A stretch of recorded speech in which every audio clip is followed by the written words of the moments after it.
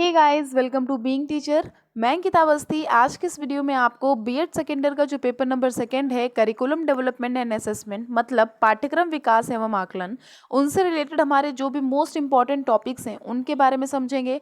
जो टॉपिक्स हैं उनके अंतर्गत हम आपको क्या बताएंगे, स्टेटमेंट्स बताएंगे, जो भी हमारे मोस्ट इंपॉर्टेंट स्टेटमेंट्स हैं जो हमारे एग्जाम में क्वेश्चन पुटअप किए जा सकते हैं उनसे रिलेटेड उनके बारे में बताएंगे। जो भी हमारे आयोग हैं या अवधारणाएं हैं ये किस सन में दी गई हैं इनके बारे में चर्चा करेंगे। जो परिभाषाएं हैं वन लाइनर, क्योंकि देखो ऑब्जेक्टिव क्वेश्चंस आएंगे तो ऑब्जेक्टिव क्वेश्चंस के हिसाब से ही हमने इसमें हाईलाइटेड करी हैं चीजें, तो बस आपको उन सबको अच्छे से समझना है। अगर कंफ्यूजन है तो आप कमेंट बॉक्स में बताइएगा, ठीक है। आप हमारे टेलीग्राम की लिंक से जुड़ जाइए, आपको वहां पे सारी नई नई अपडेट दी जा रही हैं बीएड से रिलेटेड, तो आपको सारी चीजें वहां पे भी समझ में आ जाएंगी। तो वहां पर आप जुड़ जाइए, पीडीएफ भी वहां पे मिल रही हैं। जो हम लोग लेक्चर नहीं प्रोवाइड करा पा रहे हैं वो भी सारी चीजें वहां पे प्रोवाइड कराई जा रही हैं। तो लिंक हमारे डिस्क्रिप्शन में मिल जाएगा, वहां से जुड़िए और अपने दोस्तों को हमारे चैनल से जोड़िए, जिससे कि उनका भी कुछ फायदा हो सके, उनको भी कुछ अच्छी अच्छी चीजें पता चल पाए। अब नेक्स्ट बात हम ये करने वाले हैं कि ये वीडियो आपको दिया जा रहा है, अगर इसका फीडबैक अच्छा आता है, मतलब अगर आपको ये वीडियो अच्छा लगता है तो आप प्लीज़ कमेंट बॉक्स में ज़रूर से कमेंट करिएगा सभी लोग। अगर आपको सही लगता है, ये हेल्पफुल लगता है, आपको ठीक लगता है कि आपके एग्ज़ाम के लिए ये काफ़ी हेल्पफुल है, तो आप कमेंट करिएगा। मेजॉरिटी के हिसाब से मैं आगे का जो वीडियो होएगा वो मैं लाऊंगी। इसके बाद इसमें मैंने 8 चैप्टर पूरे अभी कंप्लीट किए हैं। 8 चैप्टर में हमारे जो भी स्टेटमेंट्स हैं, 8 चैप्टर हमने कैसे, ये नहीं कि पूरा पूरा चैप्टर हमने आपको समझाया है, उसमें जो भी हाईलाइटेड पोर्शन है जिससे हमारे ऑब्जेक्टिव क्वेश्चंस पूछे जाने के बहुत ज़्यादा चांसेस हैं उनके बारे में डिस्कस किया है। तो आप लोग जैसे ही हमें कमेंट करेंगे कि आपको चाहिए, तो मतलब जितने ही लोग करेंगे उस हिसाब से मैं आगे का वीडियो बनाने के लिए सोचूंगी, ठीक है। तो आप लोग अगर मेजॉरिटी रहेगी तो मैं आगे का वीडियो आपको दूंगी, नहीं रहेगी तो आपको वीडियो नहीं मिलेगा इनसे रिलेटेड, ठीक है। तो आप जैसा चाहते हैं आप कमेंट बॉक्स में फटाफट से कमेंट कर दीजिए, ओके। तो चलिए हम स्टार्ट करते हैं पहले टॉपिक से। आप लोग फटाफट से हमारे लिंक से जुड़ जाइए जो हमारी डिस्क्रिप्शन में दी गई है, और भी लोगों को हमारी ये लिंक जो है वीडियो की शेयर कर दीजिए, जिससे कि उनको भी ये सारी चीज़ें पता चल पाए। तो देखिए जो हमारा पहला चैप्टर है, इसमें चैप्टर है कौन सा, पाठ्यचर्या, अर्थ, प्रकृति और आवश्यकता। जो करिकुलम है उसका मीनिंग, नेचर और नीड। इसमें इंग्लिश हिंदी वाले परेशान मत होइएगा। जो भी हमारी डेफिनेशन इसमें बताई गई है, जो भी हमारे स्टेटमेंट्स बताए गए हैं उनको भी मैंने इंग्लिश में बताया है, यहाँ पर लिखा हुआ भी है, तो ज़्यादा उनको भी दिक्कत नहीं होएगी। जो इंग्लिश वाले बच्चे हैं उनको भी कोई ज़्यादा दिक्कत नहीं होएगी, वो भी अच्छे से पढ़ सकते हैं, इसमें देख सकते हैं, ठीक है। तो इस चैप्टर से क्या पूछा जा सकता है, देखिए सबसे पहले इस चैप्टर में ये पूछा जा सकता है कि पाठ्यक्रम किसे कहते हैं। एक लाइन में लिखा हुआ है, जो हाईलाइटेड है, लिखा हुआ है कि शिक्षा क्रियाओं का आधार पाठ्य वस्तु और विषय वस्तु होती है। जो विषय वस्तु है इसके सामान्य प्रारूप को हम क्या कहते हैं, करिकुलम कहते हैं। पूछा जा सकता है कि विषय वस्तु के सामान्य प्रारूप को क्या कहा जाता है, तो 4 ऑप्शन दे दिए जाएंगे, आप कंफ्यूज हो जाएंगे। तो क्या कहते हैं, करिकुलम कहते हैं। जो शिक्षा है, शिक्षा की प्रक्रिया की धुरी जो है वो करिकुलम है, पाठ्यक्रम है। समझ में आ गया। एक बार आप इसको भी सरसरी नजर से देख लीजिए कि शिक्षक प्लस शिक्षार्थी प्लस पाठ्यक्रम इज इक्वल टू शिक्षा व्यवस्था। ये बात हो गई। अब हम आते हैं इसके कॉन्सेप्ट पे, मीनिंग पे, डेफिनेशन ऑफ करिकुलम पे। इनसे रिलेटेड हमारे किस तरह के ऑब्जेक्टिव क्वेश्चंस पूछे जा सकते हैं। सबसे पहले मैंने आपको खुद से बताया है कि जो पाठ्यक्रम है बहुत इजी तो है, ये तो मुझे समझ में आ रहा है, लेकिन ये हमारा इस तरह के क्वेश्चन पूछे जा सकते हैं। काफ़ी लोगों को जो इंग्लिश ये जो होती है मीनिंग, ये नहीं समझ में आती है, जो हमारी स्पेलिंग्स होती हैं वो नहीं पता होती हैं, तो आप लोग स्पेलिंग अच्छे से ध्यान में रखें।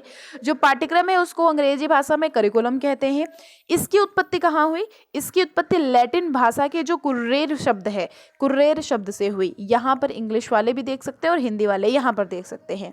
कुर्रेर का मीनिंग क्या है, इसका मीनिंग है आ रेस कोर्स, मतलब कि दौड़ का मैदान। समझ में आ गया। नेक्स्ट पे हमारा लिखा हुआ है दूसरी डेफिनेशन कि जो हमारा जो पाठ्यक्रम है, पाठ्यक्रम क्या है, विद्यालयों में शिक्षक और शिक्षार्थी द्वारा जो प्रयास किया जाता है, प्रयासों से किसी उद्देश्य की प्राप्ति होती है, तो उसी को हम पाठ्यक्रम कहते हैं। आ गया समझ। बस ज़्यादा आपको कुछ नहीं पढ़ना है, बस थोड़ी थोड़ी चीज़ें ही आपको पढ़नी है।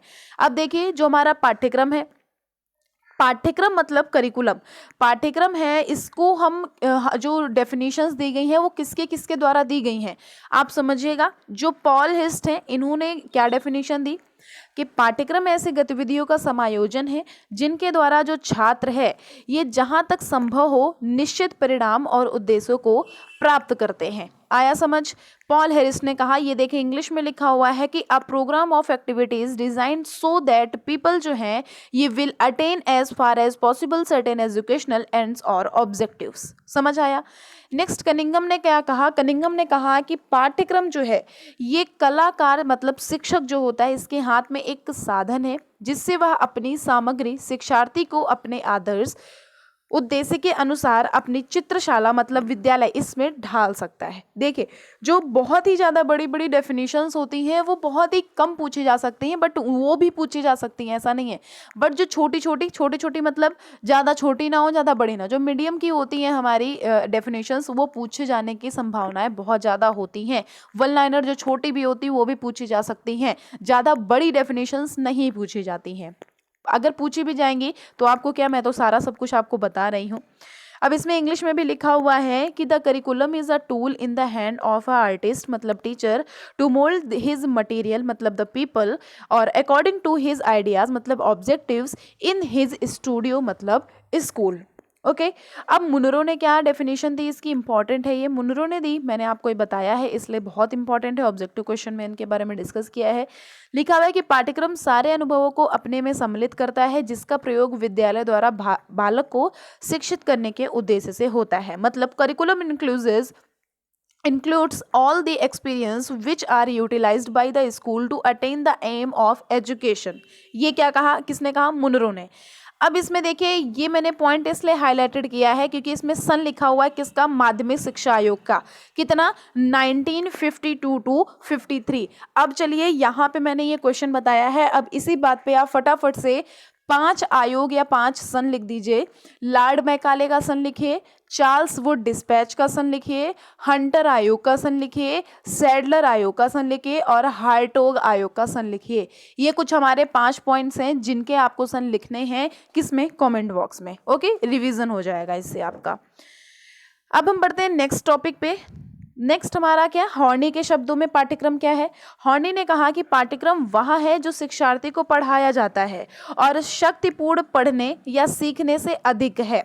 इसमें उद्योग व्यवसाय ज्ञानोपार्जन अभ्यास और क्रियाएं जो हैं ये शामिल हैं। मतलब the curriculum is that which the people is taught, it involves more than the act of learning and quite study, it involves occupations, productions, achievements, exercise and activities. आपको दिख रहा है ना क्लियरली?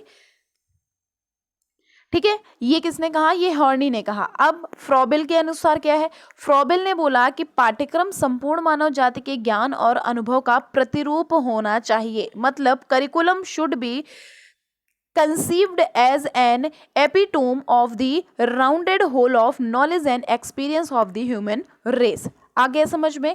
अब हम बढ़ते हैं नेक्स्ट पॉइंट पे।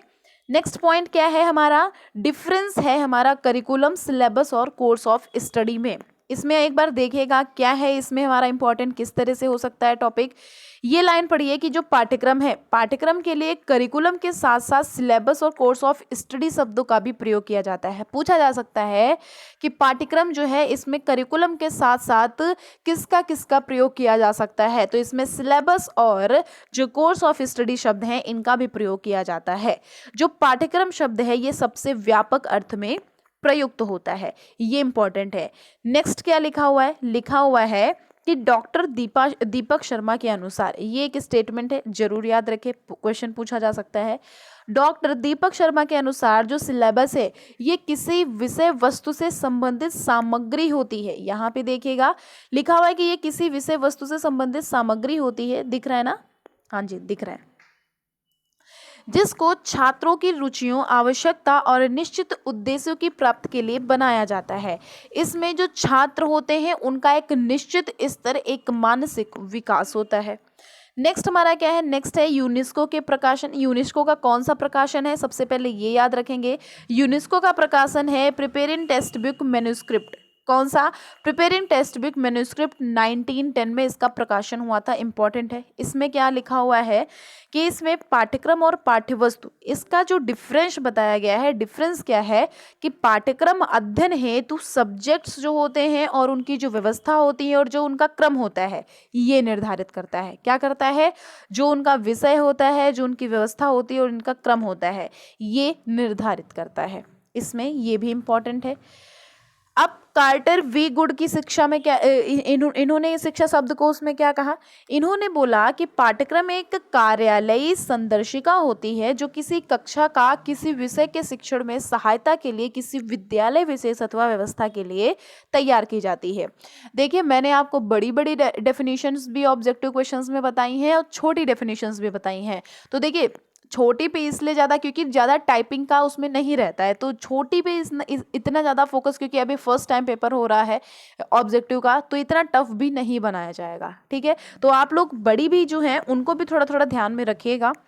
अब नेक्स्ट लिखा हुआ है कि प्रेजेंट में जो हमारा सिलेबस है, इसके स्थान पर क्या हो गया है?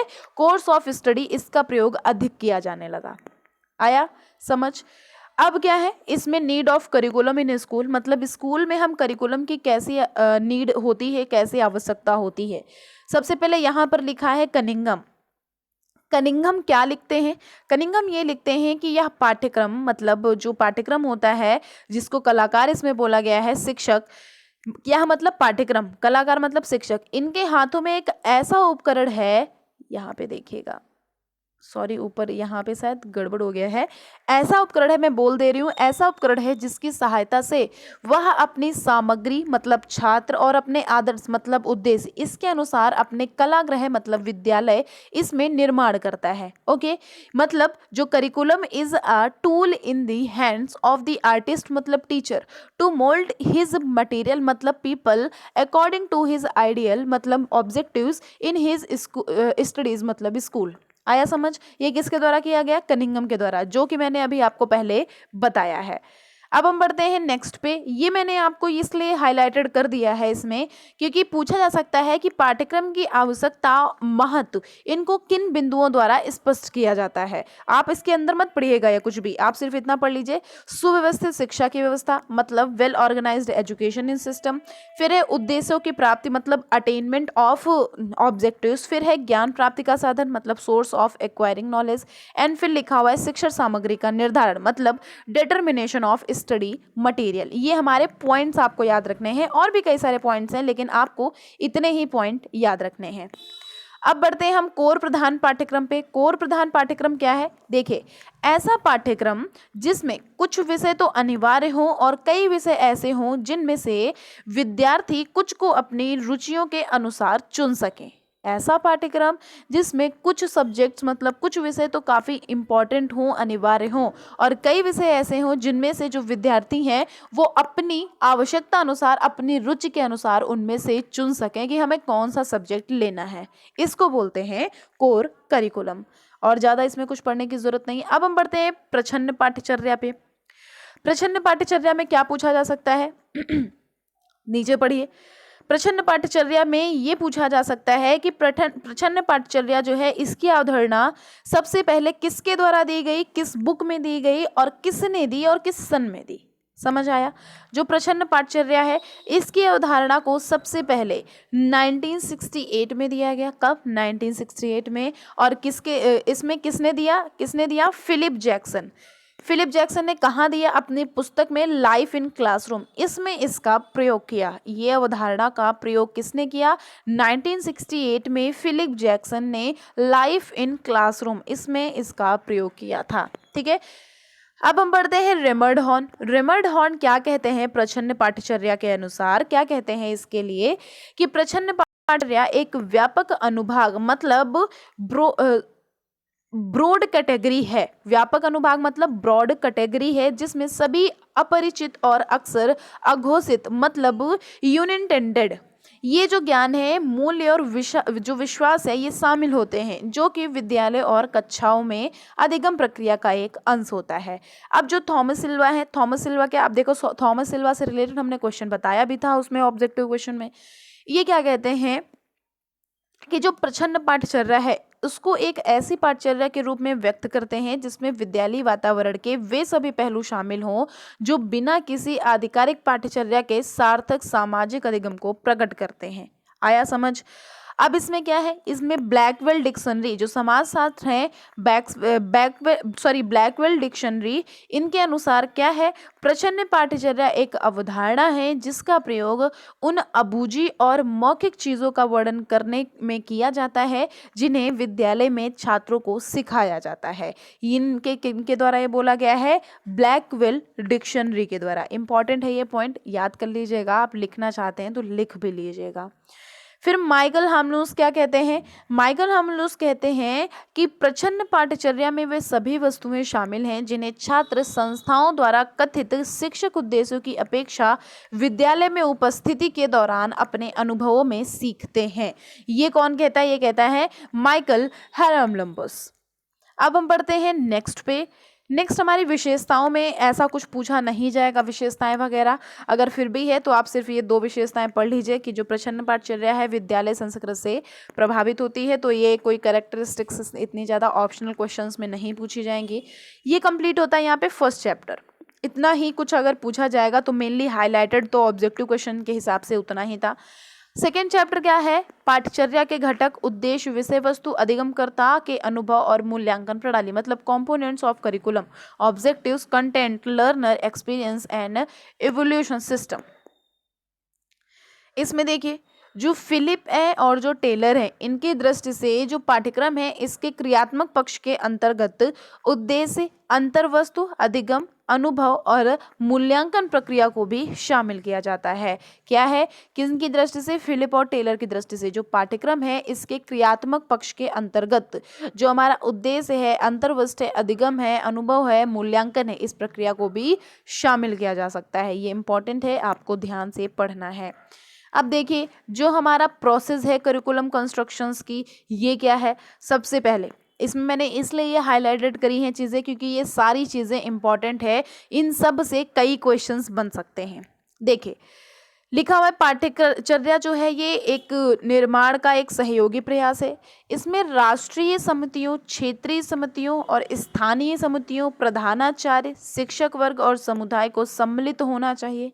हमारे देश में जो माध्यमिक स्तर पर पाठ्यचर्या निर्माण के केंद्रीय एजेंसी मुख्य रूप से भाग लेती है वह national council of education training and centre मतलब research, national council of education training and research मतलब एनसीईआरटी है।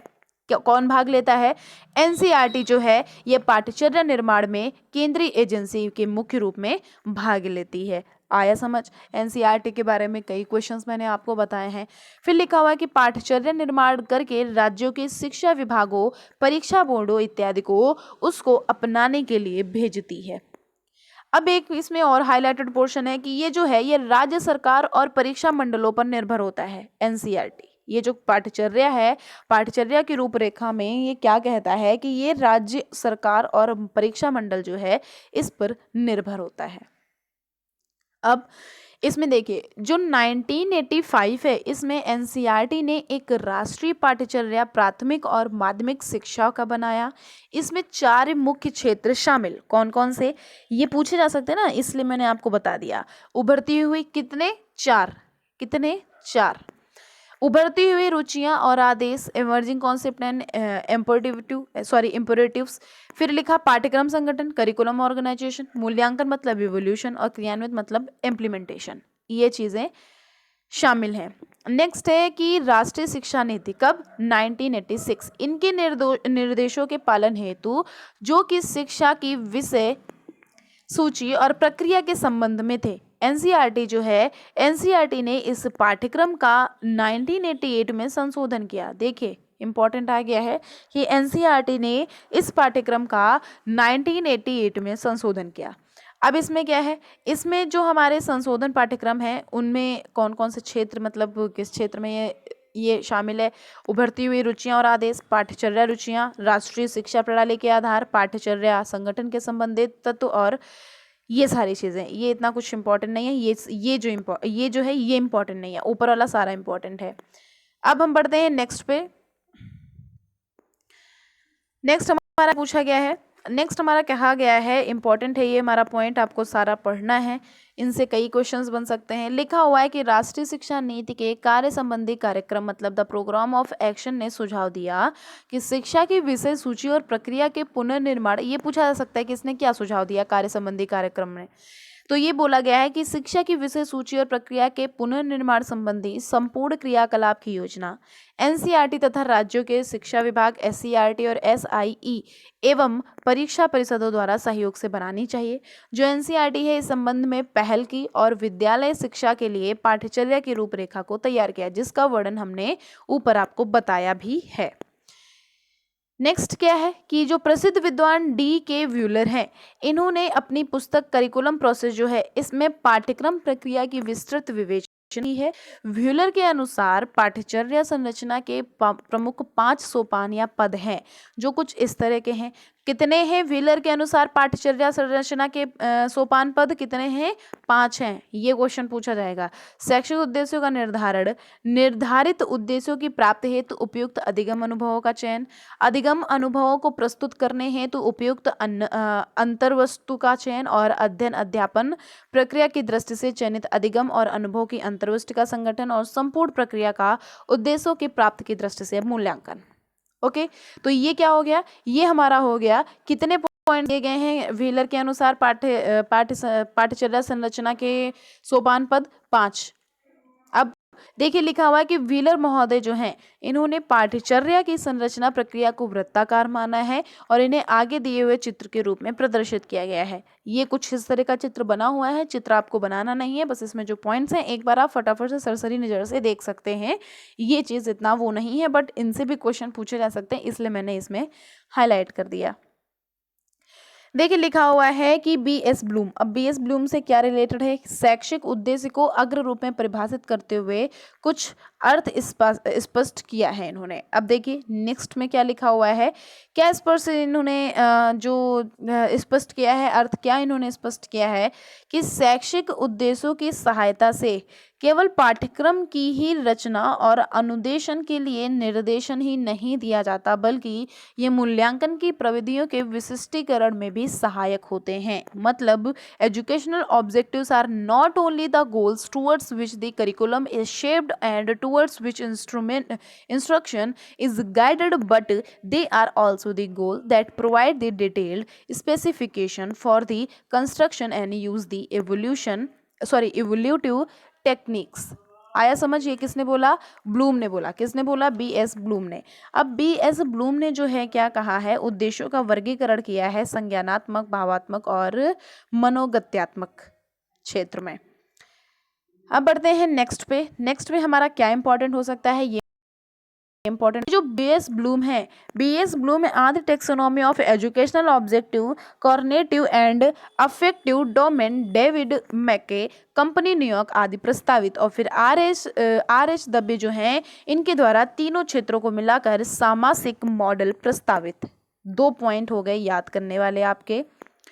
अब इसमें नेक्स्ट क्या है कि जो हमारे D.K. व्हीलर हैं, इन्होंने, इनकी पुस्तक कौन सी है? D.K. व्हीलर की कौन सी पुस्तक है पूछा जा सकता है?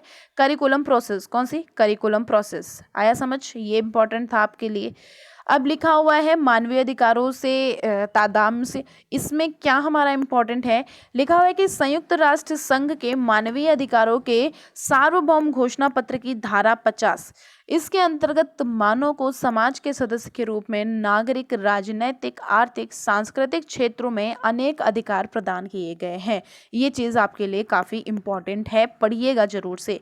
लिखा है मानव समाज को संयुक्त राष्ट्र संघ की घोषणा पत्र के धारा 55 के अनुसार इन बातों का ध्यान रखना इम्पोर्टेंट है। आप एक बार ये बातें सरसरी नज़र से देख सकते हैं, पढ़ सकते हैं, इतना ये इम्पोर्टेंट नहीं है, बट ये याद रखना है कि 55 के अनुसार मानव समाज को संयुक्त राष्ट्र संघ के घोषणा पत्र के लिए कुछ बातों को याद करने के लिए इम्पोर्टेंट अवधारणाएं दी गई थी। अब हमारा विषय वस्तु का चयन है, इसमें क्या इंपॉर्टेंट आ सकता है? इसमें इंपॉर्टेंट है ये जो लाल हरदयाल जी हैं, इन्होंने कहा कि ज्ञान का भंडारण यदि एक विशाल सागर है तो मानव मस्तिष्क एक छोटी बाल्टी के समान है, जो उसने से एक सीमित अंश ही भर कर निकाल सकता है। देखिए, ये अगर आपको याद होगा, हमारे लेक्चर आपने देखे होंगे, तो ये आपको मैंने बताया है, तो आप मोस्ट इम्पॉर्टेंट इस पे लगा सकते हैं। अब इसमें क्या है, इसमें विषय वस्तु आपको सिर्फ इतना याद रखना है कि विषय वस्तु के चयन को 3 स्तरों में बांटा गया है, और ये 3 स्तर ये हैं। अब नेक्स्ट में क्या है, नेक्स्ट में ये है कि जो ब्रूनर हैं, इनके अनुसार अधिगम के 3 प्रकार हैं। अधिगम जो है इसके 3 प्रकार है। अधिगम मतलब अधिगम, संगठन और समाकलन। इसमें ये पूछा गया है, लर्नर जो है इसके 3 प्रकार हैं। कैसे, देखिए, क्रियात्मक, प्रतिबिंबात्मक मतलब आइकॉनिक, और प्रतीकात्मक मतलब है। ये क्रियात्मक अधिगम क्रिया आधारित होती है, जो हमारा ये पहला लिखा हुआ है, ठीक है। जो प्रतिबिंबात्मक अधिगम होता है, ये बिंब और चित्रों के उपयोग पर आधारित होता है, और जो प्रतीकात्मक अध्ययन होता है, ये प्रतीक व्यवस्था के उपयोग पर आधारित होता है। मोस्ट इंपॉर्टेंट है ये पॉइंट। 3 प्रकार हैं ब्रूनर के अनुसार अधिगम के। कौन कौन से, क्रियात्मक, प्रतिबिंबात्मक, आइकॉनिक मतलब प्रतिबिंबात्मक, और प्रतीकात्मक मतलब सिंबॉलिक, ठीक है। क्रियात्मक क्या है, क्रियाओं के करते हुए बालक सीखता रहता है, ठीक है, और जो क्रिया पर आधारित होता है उसको क्रियात्मक कहते हैं। प्रतिबिंबात्मक मतलब जो हमारे चित्र होते हैं उनका प्रयोग किया जाता है, और प्रतीकात्मक मतलब प्रतीक व्यवस्था के उपयोग पर आधारित रहता है। लगभग 10 वर्ष की आयु के पश्चात बच्चा अपने अधिगम में भाषा का अधिकाधिक प्रयोग करने लगता है, और यही प्रतीकात्मक अधिगम होता है। देखिए, ये चीज़ काफ़ी इंपॉर्टेंट है आपके लिए, जरूर से याद रखिए, क्योंकि क्वेश्चन पता नहीं कहाँ से पूछ लिया जाए। जो भी हमें हाईलाइटेड पोर्शन लगा है वो मैं आपको बता रही हूँ, तो हर एक चीज़ अच्छे से समझिएगा जरूर से। अब हम बढ़ते हैं नेक्स्ट पे। लिखा हुआ है यहाँ पे, विषय वस्तु और अधिगम अनुभवों के संगठन और समाकलन के सिद्धांत। ये कुछ सिद्धांत हैं, आप पढ़ लीजिएगा, क्वेश्चन पूछा जा सकता है सिद्धांत के अनुसार।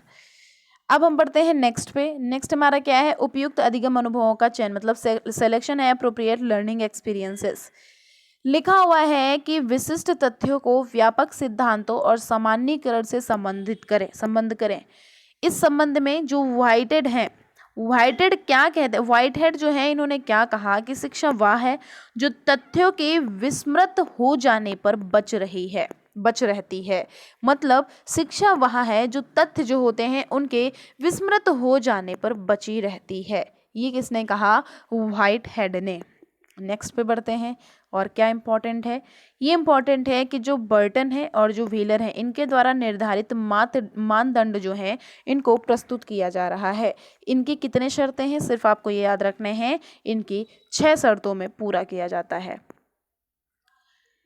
हाँ, इसमें ये याद रखिएगा, जो व्हीलर है, व्हीलर तथा प्रस्तावित मानदंड, इसमें क्या है, इसके 7 बिंदु हैं जो अधिगम के सिद्धांतों के आधार पर निर्धारित हैं। वैधता, व्यापकता, विविधता, उपयुक्तता, प्रतिमान, और कौन सा, जीवन से तादात्म्यता, और विद्यार्थियों का सहभागिता। ये चीज़ है जो उन्होंने 7 पॉइंट्स दिए हैं। नेक्स्ट क्या स्टेटमेंट है, ब्रूनर का मानना है कि बालक के विकास के सभी स्तरों पर प्रत्येक विषय को किसी न किसी रूप में प्रभावी ढंग से पढ़ाया जा सकता है। ये ब्रूनर ने कहा है। अब है मूल्यांकन प्रणाली। मूल्यांकन प्रणाली में क्या है, पाठ्यचर्या जो है ये प्रक्रिया का अंतिम सोपान मूल्यांकन है। ये लाइन याद रखेंगे आप। लिखा हुआ है आइजनर 1979, इनके अनुसार ऐसे भी उद्देश्य हैं जिन्हें मापा तो नहीं जा सकता, किंतु उनका महत्व किसी भी रूप में कम नहीं होता है।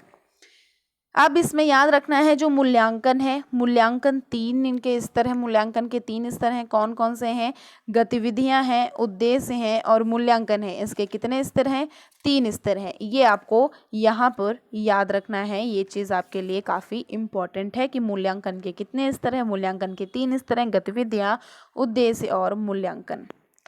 यहाँ पे पूछा जाएगा कि मूल्यांकन 2 प्रकार का होता है, छात्र मूल्यांकन और पाठ्यचर्या मूल्यांकन। ये 2 इंपॉर्टेंट हैं।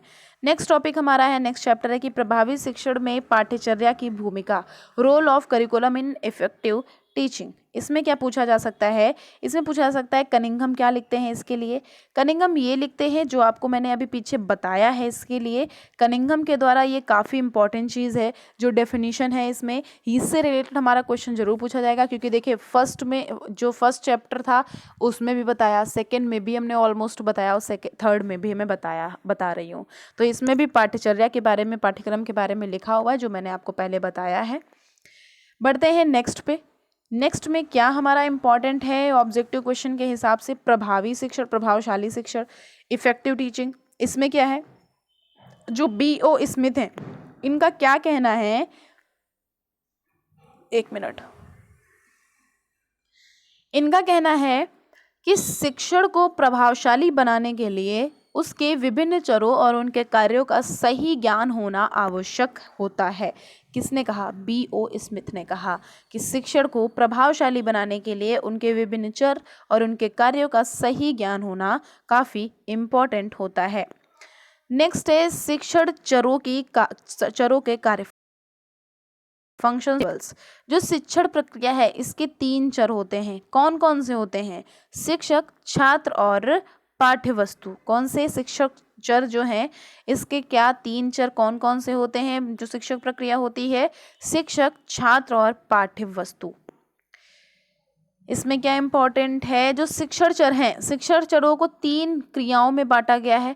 निदान, डायग्नोसिस, उपचार मतलब प्रिस्क्रिप्शंस, और मूल्यांकन मतलब इवोल्यूशन।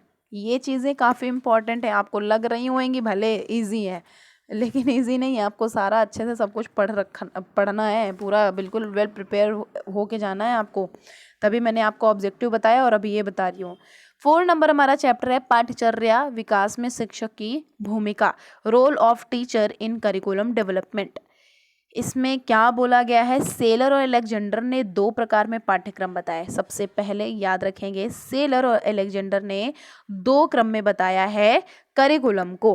कैसा, नियोजन पाठ्यक्रम मतलब प्लान्ड करिकुलम, और क्रियान्वित पाठ्यक्रम। अच्छा, आपको याद होगा तो ये मैंने आपको बताया है, ऑब्जेक्टिव क्वेश्चन में पूछा गया था। क्रियान्वित पाठ्यक्रम मतलब एग्जीक्यूटेड करिकुलम। किसने कहा, सेलर और अलेक्जेंडर ने।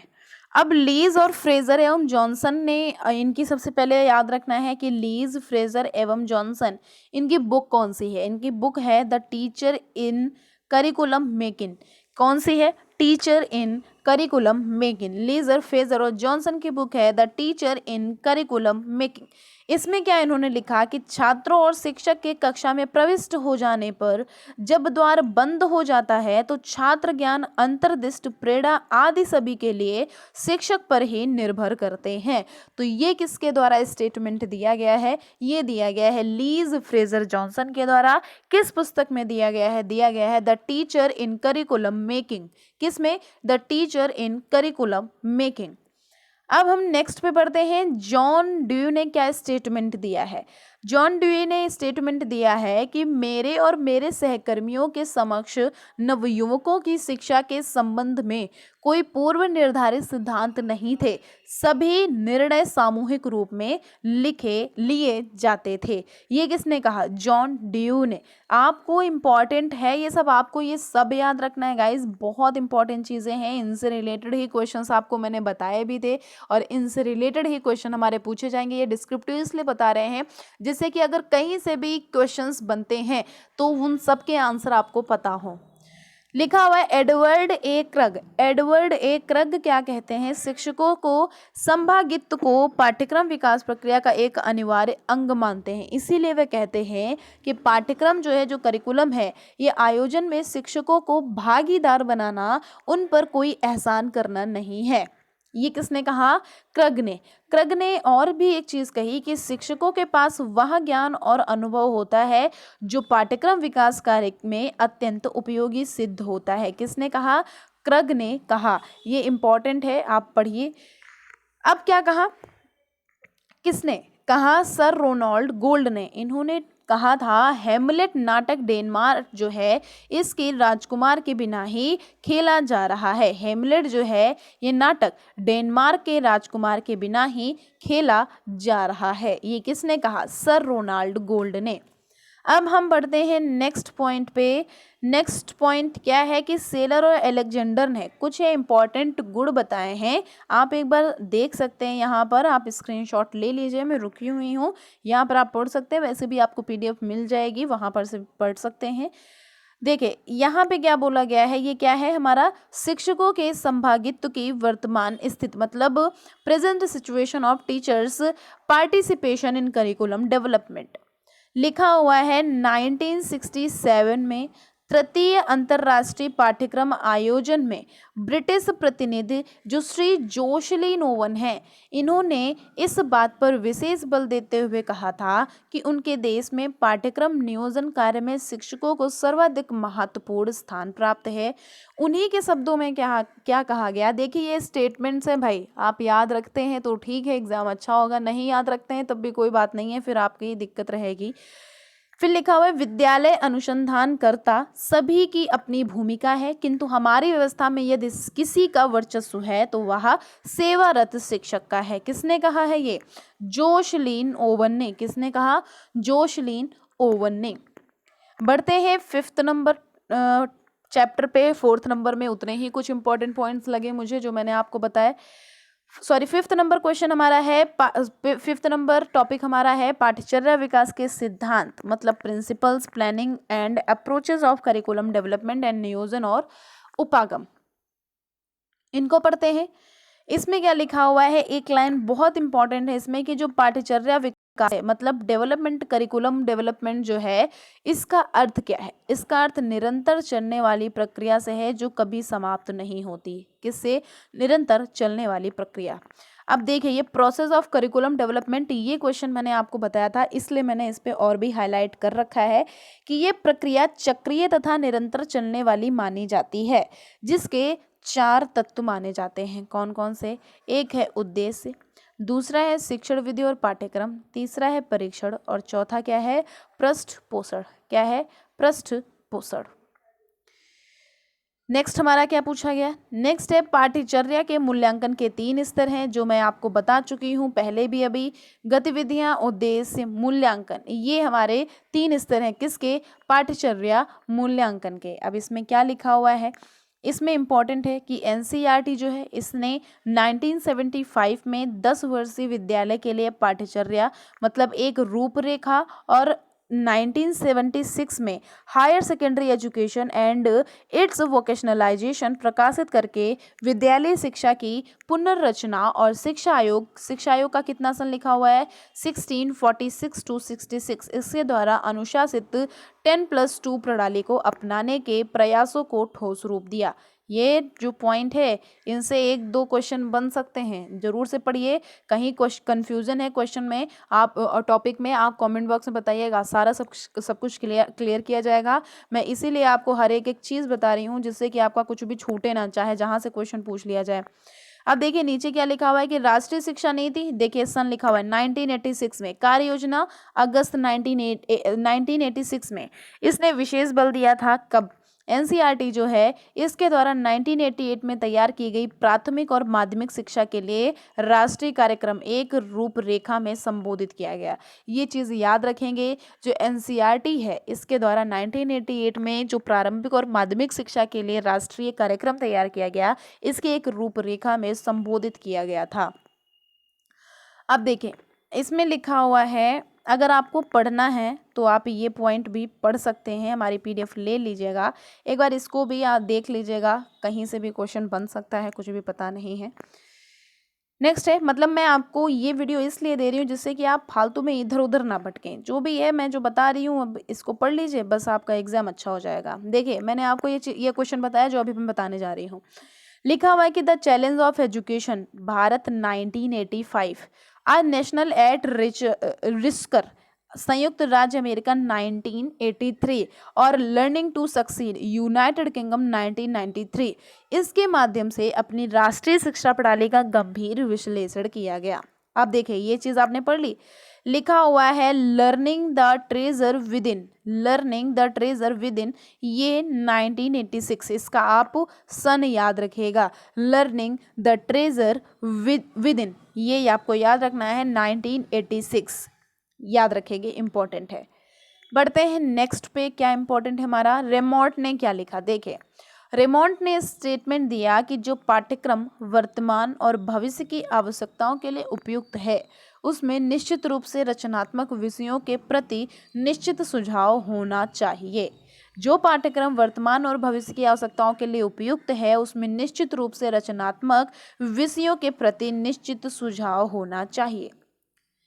नेक्स्ट क्या है, नेक्स्ट क्रो एंड क्रो ने स्टेटमेंट दिया गया, कौन सा, जो लोग सीखने की प्रक्रिया को निर्देशित करते हैं उनका उद्देश्य यह होना चाहिए कि ज्ञानात्मक क्रियाओं की ऐसी योजना बनाएं जिसमें खेल के दृष्टिकोण को स्थान प्राप्त हो। मतलब the aim of those who guide the learning process should be so to plan learning activities that the play attitude is introduced.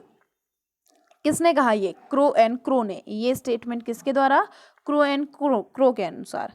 आयोग ने क्या कहा, आयोग के अनुसार कहा गया, किसके अनुसार, आयोग माध्यमिक शिक्षा आयोग जो है इसके अनुसार कहा गया कि व्यक्तिगत विभिन्नताओं की दृष्टि से तथा व्यक्तिगत आवश्यकताओं और रुचियों के अनुकूलन के लिए जो पाठ्यचर्या है इसमें पर्याप्त विविधता और लचीलापन होना चाहिए। किसने कहा है, ये माध्यमिक शिक्षा आयोग ने, सेकेंडरी एजुकेशन कमीशन रिपोर्ट के द्वारा ये स्टेटमेंट दिया गया है, मोस्ट इम्पॉर्टेंट। अब देखिए रायबर्न ने क्या कहा, रायबर्न ने कहा कि बालक जो कुछ विद्यालय से सीखता है उसके द्वारा उसमें ऐसी योग्यता आनी चाहिए कि वह जीवन की परिस्थितियों से अनुकूलन कर सके और आवश्यकता पड़ने पर परिस्थितियों में परिवर्तन ला सके। किसने कहा, ये कहा है रायबर्न ने। अब देखिए फिर से माध्यमिक शिक्षा आयोग ने क्या लिखा, इसने कहा कि पाठ्यचर्या का अर्थ केवल सैद्धांतिक विषयों से नहीं है बल्कि इसमें अनुभवों की संपूर्णता निहित होती है। सेकेंडरी एजुकेशन कमीशन रिपोर्ट के द्वारा ये स्टेटमेंट कहा गया है। अब देखिए क्रो एंड क्रो ने फिर से क्या एक स्टेटमेंट दिया, इन्होंने स्टेटमेंट दिया कि पाठ्यचर्या का निर्माण इस प्रकार से किया जाना चाहिए जिससे वह बालकों को उत्तम आचरण के आदर्शों की प्राप्ति में सहायता कर सके। देखिए कितने इंपॉर्टेंट पॉइंट्स आ रहे हैं, कहीं भी क्वेश्चन में कन्फ्यूज़न है, कहीं भी गड़बड़ी है आप बताइएगा, आपको बताया जाएगा, बट प्लीज़ आप हर एक चीज़ को अच्छे से पढ़िएगा ज़रूर से। ओके, अब बढ़ते हैं नेक्स्ट पे। अब देखिए नेक्स्ट क्या है, माध्यमिक शिक्षा आयोग ने क्या कहा, सिद्धांत पर बल देते हुए इन्होंने कहा, माध्यमिक शिक्षा आयोग ने कहा कि पाठ्यचर्या सामुदायिक जीवन से सजीव और अनिवार्य अंग के रूप में संबंधित तो होनी चाहिए। Curriculum must be vitally and organically related to community life. मतलब सेकेंडरी एजुकेशन कमीशन सिद्धांत पर बल देते हुए ये स्टेटमेंट लिखा है।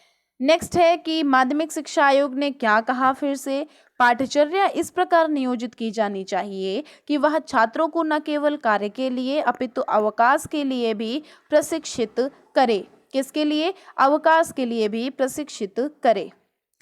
नेक्स्ट है कि A.N. व्हाइट हेड ने कहा, जैसा भी मैंने एक बार पहले बताया था बट ये स्टेटमेंट दूसरा दिया है, किसके मामले में, शिक्षा जीवन के अवस्थाओं के सिद्धांत के मामले में। लिखा है कि पाठ्यचर्या शिक्षा जीवन की 3 अवस्थाओं कौतूहल, यथार्थता और सामान्यीकरण इनके अनुरूप होनी चाहिए। जो शिक्षा है, शिक्षा जीवन जो पाठ्यचर्या है ये शिक्षा जीवन की 3 अवस्थाओं कौतूहल, यथार्थता और सामान्यीकरण के अनुरूप होनी चाहिए, माध्यमिक शिक्षा आयोग के द्वारा कहा गया। इसने एक और स्टेटमेंट दिया कि विद्यालय का संपूर्ण जीवन पाठ्यचर्या बन जाती है जो छात्रों के लिए जीवन के सभी पहलुओं से जुड़ी होती है तथा संतुलित व्यक्तित्व के विकास में सहायता प्रदान करती है। ये सेकेंडरी एजुकेशन कमीशन रिपोर्ट के द्वारा कहा गया। अब देखिए पाठ्यचर्या नियोजन व प्रकार, इसका planning and types of curriculum, इसमें हैरिक और हाइटलर जो हैं ये स्टेटमेंट क्या देते हैं कि अधिगम, अनुभव और अंतर्वस्तु को नियोजित और संगठित करना ही पाठ्यचर्या प्रक्रिया की केंद्रीय भूत समस्या है। जेम्स एम ली क्या कहते हैं कि पाठ्यचर्या के नियोजन में 6 पृथक तत्व अपनी भूमिका निभाते हैं और ये तत्व हैं आयोजन या प्रकल्प मतलब डिजाइन, क्षेत्र मतलब स्कोप, अनुक्रम मतलब सीक्वेंस, सातिश मतलब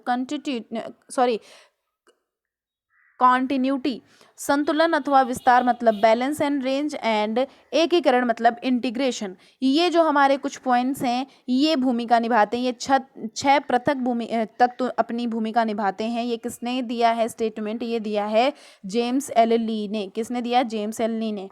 अब देखिए लिखा हुआ है सेलर और एलेक्जेंडर ने। क्या लिखा हुआ है? सेलर और एलेक्जेंडर ने पाठ्यचर्या नियोजन है इसके प्रकलन को, अर्थ को स्पष्ट करते हुए ये पॉइंट कहा है। आप प्लीज़ इसको एक बार पढ़िएगा, सारी चीज़ें आपकी क्लियर रहेंगी, और कहीं गड़बड़ है तो आप बताइएगा ज़रूर से। ये जो स्टेटमेंट्स हैं ये काफ़ी इंपॉर्टेंट हैं, एग्जाम में इसी हिसाब से क्वेश्चन पूछे जा सकते हैं। और जो भी हमारे नए नए अपडेट्स रहते हैं उसके लिए आप चैनल को सब्सक्राइब करिए और लाइक करिए वीडियो अगर अच्छा लगता है, और कमेंट बॉक्स में भी आप फीडबैक प्लीज़ से दीजिएगा इसका। जेम्स एल ली फिर क्या कहते हैं? छात्र केंद्रित पाठ्यचर्या वह है जो पूर्णतः और समग्र रूप से सीखने वाले में निहित है। समग्र रूप में सीखने वाले में निहित है। किसने कहा? जेम्स एम ली ने। अब है नेक्स्ट की जेम्स एम ली का फिर से एक स्टेटमेंट है कि विषय केंद्रित पाठ्यचर्या निश्चित बौद्धिक विशिष्टताओं की एक सूची है जिसका योग यथार्थता का समग्र चित्र प्रस्तुत करने का दावा करता है। इम्पॉर्टेंट। नेक्स्ट है कि नन महोदय क्या कहते हैं? नन महोदय कहते हैं कि पाठ्यचर्या में समस्त मानव जाति के अनुभवों को सम्मिलित करना चाहिए।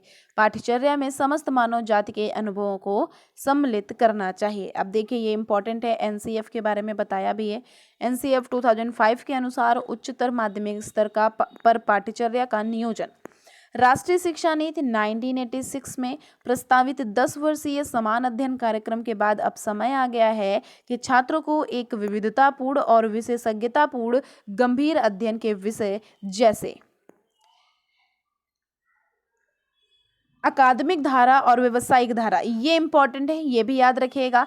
काफ़ी चीज़ें इसमें इंपॉर्टेंट है। उसमें जो बताया गया था जैसे मानविकी है, सामाजिक विज्ञान है, गणित है, वाणिज्य आदि, ये सारे सबसे इनको पढ़ाना चाहिए, परिचित कराना चाहिए। अब इसमें ये दो धाराएं याद रखनी है, अकादमिक धारा और व्यावसायिक धारा। अकादमिक धारा के अंतर्गत इतना कुछ इंपॉर्टेंट नहीं है, बट व्यावसायिक धारा में काफ़ी चीज़ें इंपॉर्टेंट है। शिक्षा आयोग जो कोठारी कमीशन है 1964 टू 1966, इसमें व्यावसायिक शिक्षा धारा शुरू करने की सिफारिश की गई थी और उससे उद्यमी कौशलों और दक्षताओं से युक्त कुशल जनशक्ति निर्माण के संदर्भ में दूरगामी परिणाम प्राप्त करने की संभावनाएं व्यक्त की गई थी। जो राष्ट्रीय शिक्षा नीति है 1992 में संशोधित हुई थी ये। इसमें वर्ष 1995 तक 25% उच्चतर माध्यमिक छात्रों तक व्यावसायिक शिक्षा पहुंचाने का लक्ष्य रखा गया था, लेकिन अभी तक केवल 5% छात्र ही इस धारा में भर्ती ले चुके हैं, इसमें भर्ती हो सके हैं। 6 नंबर हमारा चैप्टर है, इसमें क्या है? ये चैप्टर है पाठ्यचर्या विकास के उपागम, अप्रोचेज ऑफ करिकुलम डेवलपमेंट। इसमें है कि पाठ्यचर्या विकास में यदि किसी सुव्यवस्थित उपागम का पालन करते हैं तो यह उपागम पाठ्यचर्या का उपागम के नाम से जाना जाता है। किस उपागम के नाम से? पाठ्यचर्या उपागम के नाम से। जो इसके प्रकार हैं, मतलब इसके जो टाइप्स हैं, इनको 8 श्रेणियों में वर्गीकृत किया गया है। आप पढ़ना चाहते तो पढ़ लीजिए, वरना आप 8 श्रेणियों में वर्गीकृत किया गया, ये याद रखिएगा। देखिए जो संगठित ज्ञान है इसको ही विषय का अनुशासन कहते हैं। संगठित ज्ञान को ही विषय का अनुशासन कहते हैं। नेक्स्ट है कि विषय आधारित उपागम विषय का संगठन तर्क पर आधारित होता है। ये 2 टाइप्स का होता है, विषय वस्तु केंद्रित मतलब कंटेंट सेंटर्ड और संरचना केंद्रित मतलब स्ट्रक्चर सेंटर्ड। नेक्स्ट है कि अधिगम के न्यूनतम स्तरों के क्षेत्र में राष्ट्रीय शैक्षिक अनुसंधान और प्रशिक्षण परिषद ने जो यूनिसेफ है इसकी सहायता से 1978 में 2 परियोजना प्राइमरी एजुकेशन रिन्यूअल और development activities in community education and participation इस पर कार्य किया। न्यूनतम अधिगम सत्याक्त जो मिनिमम लर्निंग जो कॉन्टिनम है ये रेखांकित किए इसी के अंतर्गत। अब 1986 में राष्ट्रीय शैक्षिक अनुसंधान और प्रशिक्षण परिषद ने प्राथमिक स्तर पर अधिगम के न्यूनतम स्तर विषयक दस्तावेज तैयार किए। ये भी इम्पोर्टेंट कि 5 जनवरी 1990 को मानव संसाधन विकास मंत्रालय के शिक्षा विभाग ने डॉक्टर R.H. दबे की अध्यक्षता में एक 11 सदस्यीय समिति का गठन किया। इम्पोर्टेंट है भाई, भले आपको कुछ भी लग रहा हो, लेकिन ये सारी चीज़ें इंपॉर्टेंट है, आपको देखना है, पहला पेपर इसी का है आपका। नेक्स्ट है कि दबे समिति ने प्राथमिक कक्षाओं के लिए भाषा में निम्न दक्षताओं के रूप में न्यूनतम अधिगम स्तर निर्धारित किए। ये आपके 9 हैं, कुछ 9 पॉइंट्स हैं, 9 पॉइंट्स आप ऐसे ही पढ़ सकते हैं। तीन है कि दबे समिति के अनुसार अधिगम दक्षता मानव शक्ति के विकास में क्रमिक होती है। बच्चा पहले बैठना सीखता है, फिर खड़ा होना सीखता है, फिर चलना सीखता है। बालक में शिक्षा द्वारा 3 शक्तियों का विकास किया जाता है: बौद्धिक शक्ति, कौशल शक्ति और नैतिक शक्ति। इन 3 शक्तियों का विकास किया जाता है बालक में शिक्षा द्वारा। अब हम बढ़ते हैं, यहाँ पर आप ये पढ़ सकते हैं कि गुणवत्ता प्लस दक्षता प्लस पारंगतता प्लस निपुणता, मतलब empowerment, competition, mastery level and quality. इसमें क्या है, इसमें MLL मतलब quality, MLL is equal to quality plus equity, मतलब कि जो हमारा न्यूनतम अधिगम स्तर है ये इक्वल है किसके, गुणवत्ता प्लस समता के, किसके, गुणवत्ता प्लस समता के। ये चीज़ इम्पॉर्टेंट है, ध्यान में रखिएगा। अब फिर लिखा हुआ है कि जो क्वालिटी है, quality is equal to competency और कॉम्पिटेंसी प्लस मास्टरी। MLL अब क्या आ जाएगा, जो MLL है ये कैसा हो जाएगा, MLL is equal to competency mastery plus equity. समझ आया? तो जो न्यूनतम अधिगम स्तर है ये MLL को कहते हैं। तो जो न्यूनतम अधिगम स्तर है इसकी संकल्पना और इसके कार्यान्वयन के बीच दक्षता एक पुल के रूप में कार्य करती है। ठीक, अब हम पढ़ेंगे इसके बारे में। आपको ये याद रखना है कि जो ये उपागम मैंने आपको बताया, इस उपागम के नियोजन है तो 5 सोपान का अनुसरण आवश्यक है। कितने? 5 सोपान का अनुसरण आवश्यक है। नेक्स्ट हमारा क्या है कि नेक्स्ट ये है कि जो गुणवत्तापूर्ण शिक्षा है ना, इसको रचनावादी और निर्माणवादी परिप्रेक्ष्य भी समझा जाता है। इसमें समझा जाता है, इंपॉर्टेंट है, ये चीज़ याद रखेंगे। जैसे कि NCF सन 2005 में इसकी रचनावादी शिक्षा की वकालत की गई थी। जो गुणवत्ता शिक्षा है इसकी NCF सन 2005 में रचनावादी शिक्षा की वकालत की गई थी, तो इसको रचनावादी और निर्माणवादी परिप्रेक्ष्य में समझा जाता है। फिर लिखा हुआ है प्रणाली उपागम, मतलब पाठचर्या विकास के अन्य उपागम, other approaches of curriculum development. प्रणाली उपागम मतलब सिस्टम अप्रोचेस। प्रणाली विश्लेषण उपागम का जन्म द्वितीय विश्व युद्ध के पश्चात प्रबंध तकनीक के रूप में हुआ। इसमें समस्याओं के समाधान हेतु एक वैज्ञानिक, वस्तुनिष्ठ और गणितीय आधार प्रदान किया। ये इंपॉर्टेंट जरूर से याद रखना। लिखा है कंपोनेंट ऑफ सिस्टम अप्रोचेस कौन कौन से हैं, 4 हैं। आगत अदा मतलब इनपुट, प्रोसेस प्रक्रिया, आउटपुट मतलब प्रदा और पर्यावरणीय संदर्भ मतलब एनवायरमेंटल कॉन्टेक्स्ट। इंपॉर्टेंट देखिए जो हमारा ये देखिए फिर नेक्स्ट में लिखा हुआ है प्रणाली विश्लेषण मतलब सिस्टम एनालिसिस। सिस्टम एनालिसिस जो है इसके प्रवर्तक कौन है? सिस्टम एनालिसिस के प्रवर्तक हैं बेगपार्ट और केनीथ ग्लेशियर। कौन है? बेगपार्ट और केनीथ ग्लेशियर। अब देखिए इसमें उद्देश्य दिया गया है स्पष्टीकरण, क्लासिफिकेशन ऑफ ऑब्जेक्टिव्स। ब्लूम के शैक्षिक उद्देश्यों को ध्यान में रखकर पाठ्यचर्या जो करिकुलम है इसके उद्देश्य 3 क्षेत्र में निर्धारित हैं। कौन कौन से? कॉग्निटिव डोमेन, अफेक्टिव डोमेन और साइकोमोटर डोमेन, मतलब संज्ञानात्मक पक्ष, भावात्मक पक्ष और क्रियात्मक पक्ष। ये 3 इंपॉर्टेंट लिखा हुआ है। जो हेंडरसन है इन्होंने एकीकृत पाठ्यचर्या की जो परिभाषा दी है वो कौन सी दी है? लिखा हुआ है कि एकीकृत पाठ्यचर्या वह पाठ्यचर्या है जिसमें विषयों के बीच कोई अवरोध, रुकावट अथवा दीवार नहीं होती है। किसने दी है? हेंडरसन ने। हेंडरसन ने बोला है, दूसरा भी स्टेटमेंट दिया है कि इस प्रकार की पाठ्यचर्या उन अनुभवों को देती है जिन्हें एकीकरण की प्रक्रिया के लिए सुविधाजनक समझा जाता है।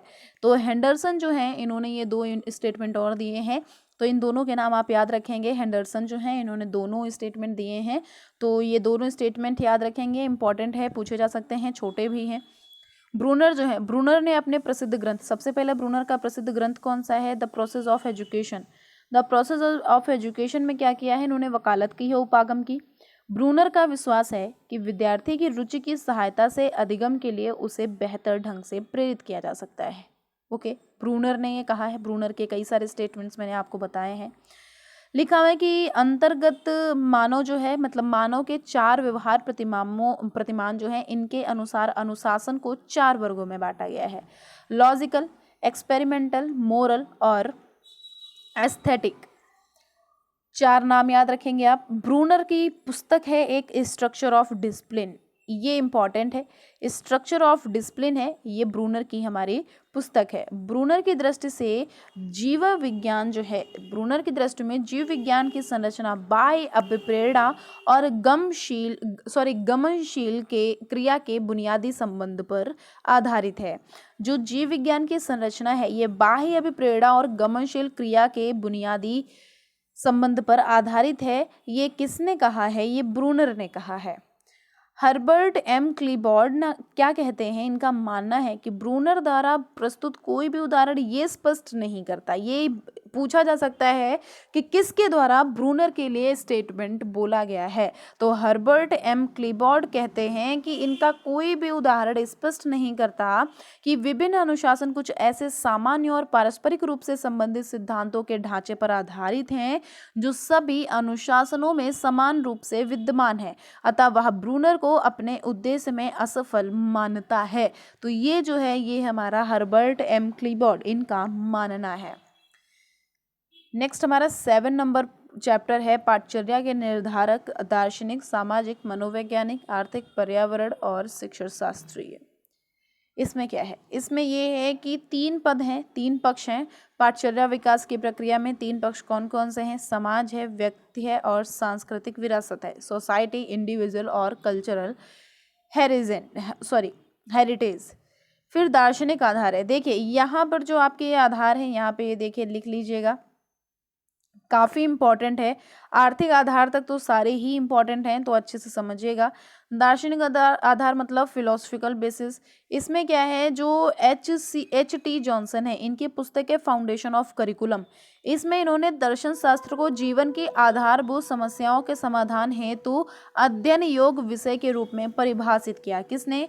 H.C. जॉनसन ने। H.C. जॉनसन की कौन सी पुस्तक है? Foundation of curriculum. शिक्षा के उद्देश्य में हमें दर्शन द्वारा ही प्राप्त होते हैं। किसी विशेष की उपयोगिता और अनुपयोगिता भी समाज और व्यक्ति के दर्शन के आधार पर ही निश्चित की जा सकती है। महान दार्शनिक जो प्लूटो हैं, इन्होंने कहानियों को ना पढ़ाने की वकालत की। वह छात्र जो सत्य और केवल सत्य के से परिचित कराना चाहता था, ये किसके द्वारा? दार्शनिक प्लूटो के द्वारा कहा गया। याद रखना है आपको, काफ़ी इम्पोर्टेंट है। शिक्षा शास्त्री मैडम मारिया जो हैं, ये मॉन्टेसरी ने कहानियों को बहुत उपयोगी बताया। किसने कहानियों को उपयोगी बताया? जो मैडम मारिया हैं इन्होंने। अब आइडियलिज्म क्या होता है? यह विचारधारा शाश्वत मूल्यों और आदर्शों पर बल देती है। क्या करती है? शैक्षिक शाश्वत मूल्यों और आदर्शों पर बल देती है और इसके अनुसार शिक्षा का उद्देश्य उस सांस्कृतिक विरासत को आगे बढ़ाना रहता है जो संबंधित समाज द्वारा युगों से जांचे परखे लक्ष्यों को परिलक्षित करती है। जो शिक्षा है, आइडियलिज्म में क्या है? शिक्षा का लक्ष्य मानव जीवन को समझने और उसके द्वारा पूर्ण जीवन जीने का आदर्श प्राप्त करना होता है। तो ये आदर्शवाद के अंतर्गत आता है, आइडियलिज्म के अंतर्गत आता है। अब इसमें क्या है, जो रॉस महोदय है वो क्या कहते हैं? रॉस महोदय के अनुसार जो पाठ्यचर्या है, पाठ्यचर्या मतलब करिकुलम, इसका आधार 3 प्रक्रियाएं हैं। कौन सा? ज्ञानात्मक, भावात्मक और क्रियात्मक। इसका इन 3 प्रक्रियाओं में इसका विकास होना चाहिए। अब हमारे टी जॉनसन क्या कहते हैं? हेरल्ड टी जॉनसन, इनके अनुसार कि सूचना जो है इनको ज्ञान के रूप में, पुस्तकों को उपकरणों के रूप में और महान विचारों को, आदर्शों को ज्ञान के रूप में, पुस्तकों को उपकरणों के रूप में, वही लिखा हुआ है, प्रयुक्त किया जाता है। किसने कहा है ये? हेरल्ड टी जॉनसन ने। अब प्रकृतिवाद और पाठ्यचर्या मतलब नेचुरलिज्म एंड करिकुलम क्या कहता है? सबसे पहले फ्रांसीसी दार्शनिक रूसो जो हैं, ये प्रकृतिवाद का प्रवर्तक थे। रूसो कौन थे? प्रकृतिवाद के प्रवर्तक। किसके? नेचुरलिज्म के प्रवर्तक। इनके प्रमुख नारे कौन कौन से हैं? देखिए प्रमुख नारे कौन से थे इसके? प्रमुख नारे कौन से थे? नारे प्रकृति की ओर लौटो, प्रकृति की ओर लौटो नारे थे, समाज के बंधनों को तोड़ो ये था। ये कुछ इंपॉर्टेंट नारे दोनों याद रखेंगे आप।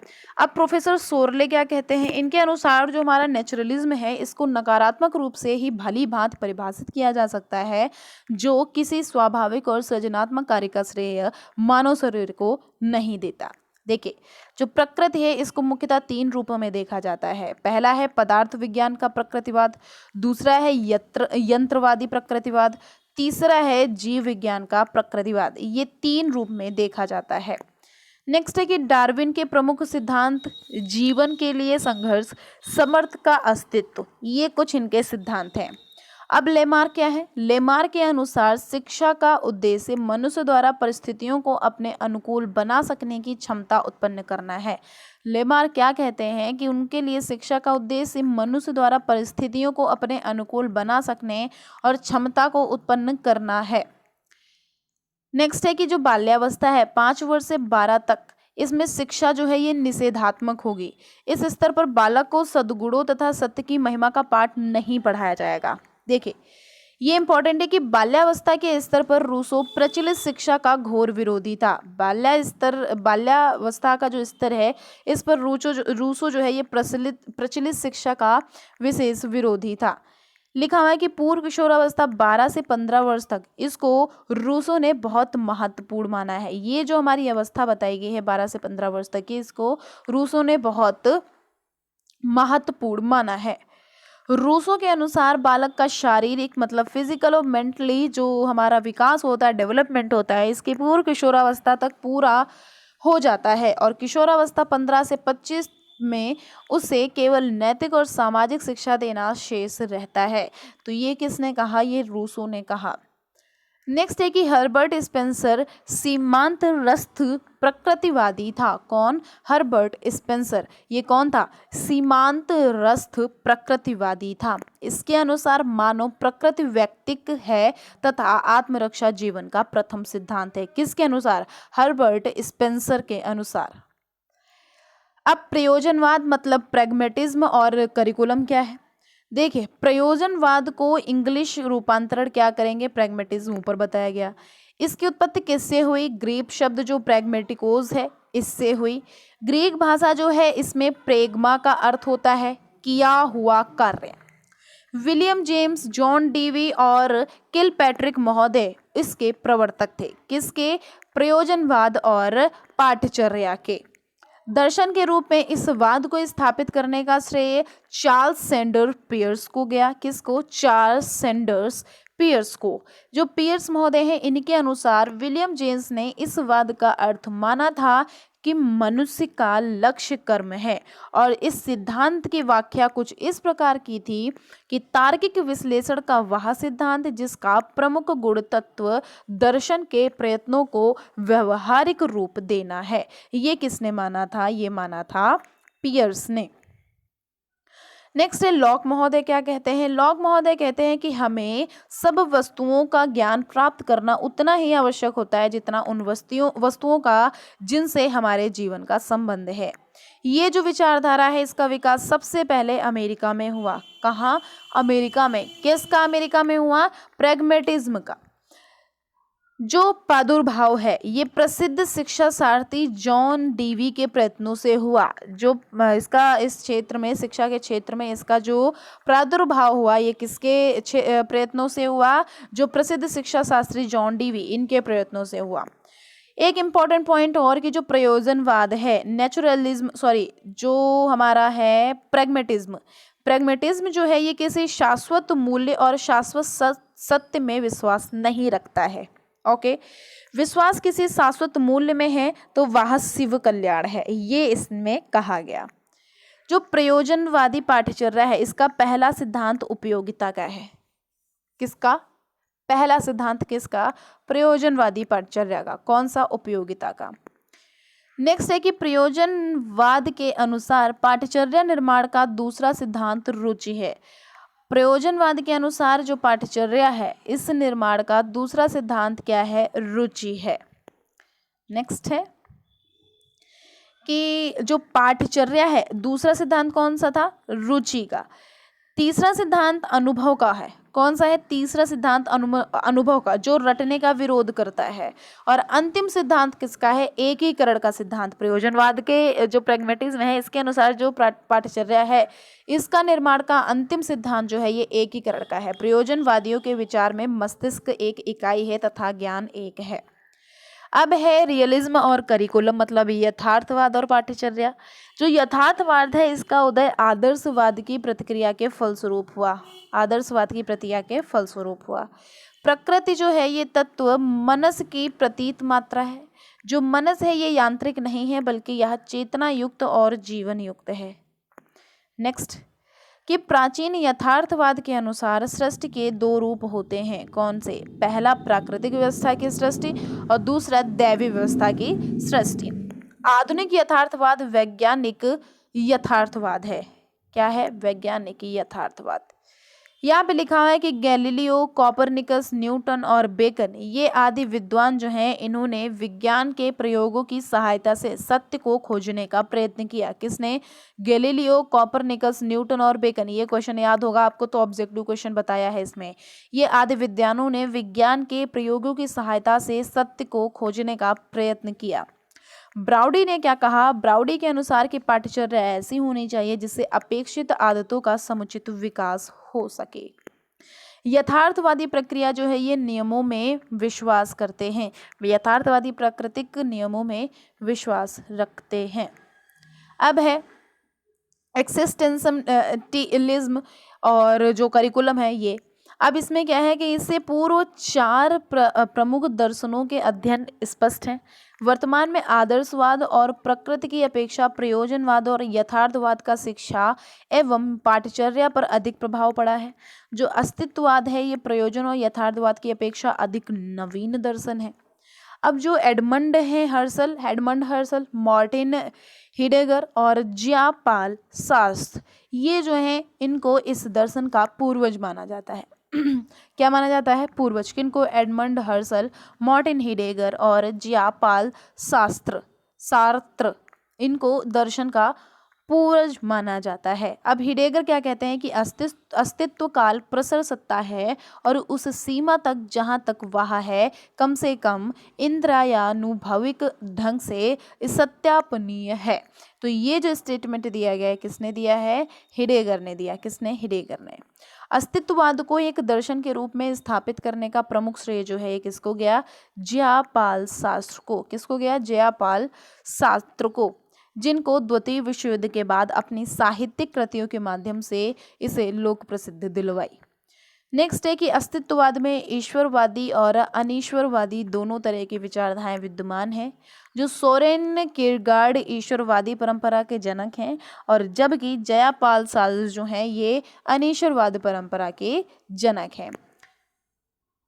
नेक्स्ट है कि अस्तित्ववाद मृत्यु और अवस्तुता दोनों से संबंधित है। किससे? मृत्यु और अवस्तुता दोनों से। नेक्स्ट हमारा क्या है? नेक्स्ट हमारा है साइकोलॉजिकल बेसिस, मनोवैज्ञानिक आधार। इसमें क्या है? हेरोल्ड डी जॉनसन क्या कहते हैं? पाठचर्या के मनोवैज्ञानिक आधार मनोविज्ञान के वे पक्ष हैं जो अधिगम प्रक्रिया को प्रभावित करते हैं और पाठचर्या निर्माता को विद्यार्थी के व्यवहार के संबंध में बुद्धिमत्तापूर्ण निर्णय लेने में सहायता करते हैं। अब आर्थिक आधार में क्या है? आर्थिक आधार में ये पॉइंट है आलोचनात्मक मुद्दे। इसमें यूनेस्को ने पर्यावरण शिक्षा को अत्यंत महत्वपूर्ण विषय मानते हुए इसकी पाठचर्या में अनिवार्यता पर बल दिया था। इसी प्रकार जब नई शिक्षा नीति 1986 राष्ट्रीय पाठचर्या रूपरेखा की संकल्पना करते हुए इनमें एक सामान्य कोर की बात कही तो इसमें पर्यावरण संरक्षण को भी शामिल किया गया। अब जवाहरलाल नेहरू विश्वविद्यालय जो है ये दिल्ली में है, याद रखिएगा। इसमें पर्यावरण जैव विज्ञान बताया था, होम साइंस, ये नामक विषय को शुरू किया गया। कहाँ? जवाहरलाल नेहरू विश्वविद्यालय दिल्ली में जो है उसमें होम साइंस का सब्जेक्ट का फिर से शुरुआत किया गया, मतलब नया सब्जेक्ट जो है ये विषय शुरू किया गया पाठचर्या में समावेशन निर्धारण के रूप में। 20वीं शताब्दी के अंतरिम चरण में शिक्षा के समावेश के लिए नए संप्रत्यय का विकास हुआ। फिर लिखा हुआ है, ये इंपॉर्टेंट है, इसलिए बता रही हूँ कि आप इससे पढ़ लीजिए, क्वेश्चन पूछे जाएं तो आप कम से कम याद तो रहेगा। 1989 में संयुक्त राष्ट्र संघ यूएनओ इसमें बच्चों के अधिकार विषय पर सम्मेलन हुआ और उसमें यह निर्णय लिया गया कि किसी भी क्षेत्र में बच्चों के साथ किसी भी आधार पर, चाहे वह शिक्षा का क्षेत्र ही क्यों ना हो, कोई भेदभाव नहीं होगा। ये बात पूछी जा सकती है कि ये किस में कहा गया, तो 1989 में संयुक्त राष्ट्र संघ में बच्चों के अधिकार के लिए सम्मेलन हुआ और उसी में कहा गया। सन 2001 में विशिष्ट आवश्यकताओं की शिक्षा पर श्वेत पत्र 61 समावेशी शिक्षा और प्रशिक्षण व्यवस्था का निर्माण सन 2001 प्रसारित हुआ। ये इंपॉर्टेंट पॉइंट्स हैं, सारे याद रखने हैं आपको। लिखा हुआ यूनेस्को के द्वारा क्या कहा गया कि व्यापक रूप से समावेशन को एक ऐसे सुधार के रूप में लिया जाता है जिसमें सीखने वालों की भिन्नता का आदर किया जाता है। इंग्लिश में भी लिखा हुआ है, पढ़ लीजिए। लिखा हुआ है, नवंबर सन 2009 में शिक्षा का अधिकार अधिनियम द्वारा भी अप्रत्यक्ष रूप से समावेशी शिक्षा को बड़ा बल मिला। नेक्स्ट है कि शिक्षा अधिकार अधिनियम सन 2009 में समावेशी शिक्षा संबंधी केंद्रीय सरकार की अधिसूचना के आधार पर कुछ प्रांतीय सरकारों ने प्राथमिक स्तर पर समावेशी शिक्षा की शुरुआत की है। 8 एंड लास्ट है ये आज का, इस वीडियो का लास्ट है हमारा। भारतीय संविधान में निहित मूल्य पाठ्यचर्या के निर्धारक के रूप में सामाजिक न्याय, समानता और धर्मनिरपेक्षता। लिखा हुआ है कि पाठ्यचर्या का प्रमुख उद्देश्य शिक्षा के उद्देश्यों को प्राप्त करना है। आया समझ।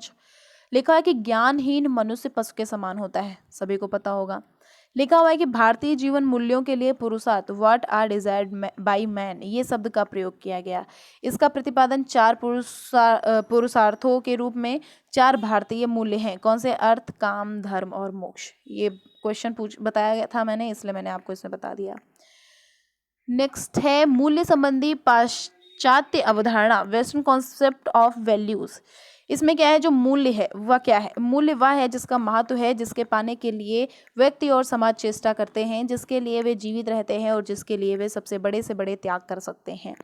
अर्बन क्या कहते हैं कि मूल्य वह है जो मानव, ये बताया है अर्बन के द्वारा, ये मूल्य वह है जो मानव इच्छाओं की तुष्टि करे।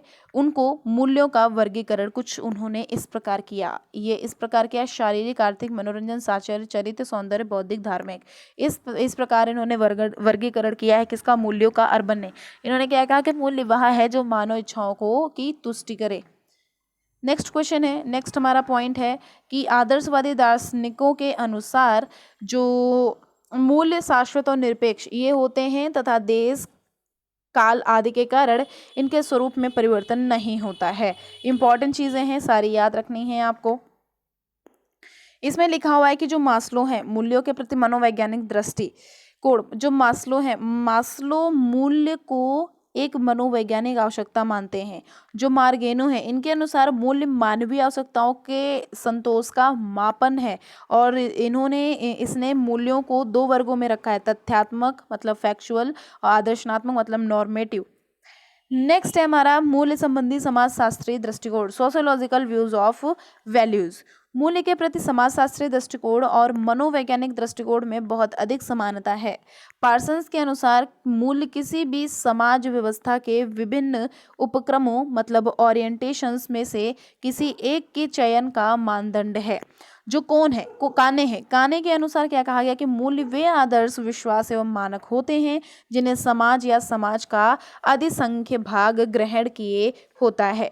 लूमिस ने क्या कहा कि मूल्य मानव व्यवहार के वास्तविक निर्धारक होते हैं जो विभिन्न वैकल्पिक लक्ष्यों में से लक्ष्यों को चुनने में मानदंड के रूप में कार्य करते हैं। राधाकृष्णन ने कहा कि मानव जीवन के 4 लक्ष्य मानव स्वभाव के 4 विभिन्न पक्षों की ओर संकेत करते हैं। कौन से लक्ष्य हैं? आर्थिक, मूल प्रवृत्त्यात्मक और संवेगात्मक, बौद्धिक और नैतिक और आध्यात्मिक। लिखा है कि व्यक्तिक जीवन को 4 अवस्थाओं में विभाजित किया गया है जिसे आश्रम व्यवस्था कहते हैं। ठीक, ब्रह्मचर्य, गृहस्थ, वानप्रस्थ और सन्यासी, ये 4 आश्रम हैं। मानव आयु को 100 वर्ष तक मानते हुए इन सभी आश्रमों के लिए 25-25 वर्ष का समय भी निर्धारित किया गया। पीटी राजू क्या कहते हैं? पीटी राजू कहते हैं आर्थिक, संवेगात्मक और नैतिक मूल्यों को आध्यात्मिक मूल्यों की अधीनता में रखा जाता है। अब भारतीय संविधान में निहित शिक्षा से संबंधित संवैधानिक मूल्य, इसमें क्या है? 26 जनवरी सन 1950 को भारतवर्ष में नया संविधान लागू हुआ। कब? 26 जनवरी 1950 में। यह संविधान विधानसभा में चुने हुए प्रतिनिधियों द्वारा निर्माण किया गया था। न्याय, स्वतंत्रता और समता और बंधुत्व, ये क्या है? ये 4 आदर्श संवैधानिक मूल्य हैं। न्याय में क्या है? भारतीय संविधान में वर्णित मूल्य न्याय का तात्पर्य किसी अदालत द्वारा किए जाने वाले न्याय से नहीं, बल्कि न्याय की अवधारणा कुछ विस्तृत रूप से हमारे संविधान द्वारा अपनाई गई है। नेक्स्ट हमारा क्या है? आपको ये पॉइंट्स याद रखना है। न्याय में सामाजिक न्याय है, आर्थिक न्याय है, राजनैतिक न्याय है, फिर स्वतंत्रता है। स्वतंत्रता में क्या है कि हमारा संविधान प्रत्येक व्यक्ति को स्वतंत्रता का एक अधिकार देता है। संविधान का आर्टिकल 19 से 22 तक स्वतंत्रता के अधिकारों का वर्णन किया गया है। इसके अनुसार उन्हें भाषण देने, विचार प्रकट करने, कहीं भी घूमने, संपत्ति खरीदने और बेचने और किसी भी व्यापार को चुनने की स्वतंत्रता रहती है। नेक्स्ट है कि संविधान की धारा 21A द्वारा शिक्षा के अधिकार को भी लागू किया गया। 21A के द्वारा शिक्षा के अधिकार को लागू किया गया है, जिसके अनुसार राज्य का यह कर्तव्य है कि राज्य प्रत्येक बच्चे को 6 से 14 वर्ष तक शिक्षा की समान सुविधाएं उपलब्ध कराएगा। अतः इस कानून के अनुसार सभी को समान रूप से शिक्षा का अधिकार मिल गया है। नेक्स्ट है जेफरसन ने क्या कहा? जेफरसन ने कहा कि there is nothing equal than equal treatment of unequal people. और जैसा कि पाश्चात्य शिक्षार्थी रूसो ने भी शिक्षा के असमानताओं के विवेचन में जन्मजात प्रतिभाओं द्वारा उत्पन्न असमानताओं का नहीं, बल्कि जो बच्चों के सामाजिक आर्थिक परिस्थितियों के कारण उत्पन्न हुई उनका विवेचन किया। जेफरसन ने जो कहा वो लिख लीजिएगा। जॉर्ज मेसन क्या कहते हैं? सन 1775 में क्या कहते हैं कि we come equals into the world and equal shall we go out of it. Next है कि अरस्तु ने कहा कि the only stable state is the one in which all men are equal before the law. Next है कि शिक्षा के संबंध में ये सब इंपॉर्टेंट बता रहे हैं आपको, इसीलिए कि आप पढ़ ले। बस आपको फटाफट मैं बोल के इसलिए बता दे रही हूँ जिससे कि आप थोड़ा इंटरेस्ट जगाएं पढ़ने में। ये सब पूछे जा सकते हैं क्वेश्चन। फिर लिखा है कि शिक्षा के संबंध में इसी संवैधानिक मूल्य के आधार पर ही शैक्षिक अवसरों की समानता की संकल्पना कोठारी आयोग ने 1964 से 66 में स्कूली स्तर के लिए की और समान विद्यालय प्रणाली की बात भी कही। फिर प्रोफेसर GS शर्मा ने कहा कि धर्म निरपेक्षता पाश्चात्य विश्व की देन है। यहाँ भौतिकवाद, उद्योगवाद के परिणाम स्वरूप धर्म विरोधी धारणा के रूप में धर्मनिरपेक्षता का प्रादुर्भाव हुआ। डामले ने कहा धर्मनिरपेक्षता की नीति के अनुसार इन्होंने कई भाग बताए: वैज्ञानिक प्रवृत्ति, विधि का शासन और नैतिकता की प्राप्ति और सार्वभौमिक जाति, रक्त और संबंध, प्रदेश, अर्थ, धर्म आदि से संबंधित विशिष्ट लगाव से मुक्ति। संविधान की प्रस्तावना में क्या है? संविधान में सन 1976 में 42वें संशोधन के अंतर्गत धर्मनिरपेक्ष शब्द को जोड़ा गया। सर्वोच्च न्यायालय ने मुंबई वाले प्रकरण में राजस्थान, हिमाचल प्रदेश, मध्य प्रदेश में 3 भाजपा सरकारों की बर्खास्तगी को उचित ठहराते हुए पंथ निरपेक्षवाद को संविधान का बुनियादी तत्व माना था। इसमें आर्टिकल्स दिए गए हैं जो हमारे बहुत इंपॉर्टेंट हैं, क्वेश्चन पूछे जा सकते हैं। आर्टिकल नंबर 14 क्या है? आर्टिकल नंबर 14 में विधि के समक्ष समानता का अधिकार, इनसे रिलेटेड चीजें करी गई हैं। आर्टिकल नंबर 15 क्या है? धर्म, मूल वंश, जाति, लिंग और जन्म स्थान के आधार पर कोई विभेद नहीं, इनसे रिलेटेड चीजें हैं। 15, 2 और 3 सार्वजनिक स्थानों पर आने जाने की समानता का अधिकार। इसमें क्या है? बिना किसी भेदभाव के व्यवसायों, सार्वजनिक भोजनालयों, होटल और मनोरंजन के स्थान पर प्रवेश कर सकते हैं। तो हम लोग जब ये करते हैं तो किस धारा के अंतर्गत होता है ये? 15, 2 और 3। अब 16 में क्या है? लोक सेवाओं में अवसरों की समानता। इसमें लोक सेवाओं में अवसरों मतलब सरकारी नौकरी जो है उनसे रिलेटेड आर्टिकल में बताया गया है। 17 में अस्पृश्यता का अंत होता है और 25 में धार्मिक स्वतंत्रता का अधिकार होता है। 26 में धार्मिक संस्थाएं स्थापित करने का अधिकार है और 27 में धर्म के नाम पर कर लगाने पर प्रतिबंध है। इसको पढ़िए। 1983 में कीरत जोशी की अध्यक्षता में नियुक्त एक वर्किंग ग्रुप में मूल्य आधारित शिक्षा की अनुशंसा करते हुए कहा कि विद्यालय की सब क्रियाओं, पाठ्यचर्या निर्माण, शिक्षण विधियों और मूल्यांकन आदि की इस प्रकार संरचना होनी चाहिए कि वह स्वतः वांछित मूल्यों के विकास की ओर ले जाए। तो ये कुछ इंपॉर्टेंट चीजें तो देखो लिखा हुआ है राष्ट्रीय शिक्षा नीति कब? 1986। ये कुछ हुए हमारे 8 चैप्टर, इनसे रिलेटेड इंपॉर्टेंट टॉपिक्स। आपको अगर हेल्पफुल लगता है तो आप प्लीज़ से कमेंट बॉक्स में कमेंट करके बताइएगा, तो आपको नया दूसरा वीडियो मिलेगा। अगर आपका कमेंट नहीं आता है तो नहीं मिलेगा। ओके, तो ध्यान रखिए अपना, फिर मिलूंगी नेक्स्ट वीडियो में। Thank you so much.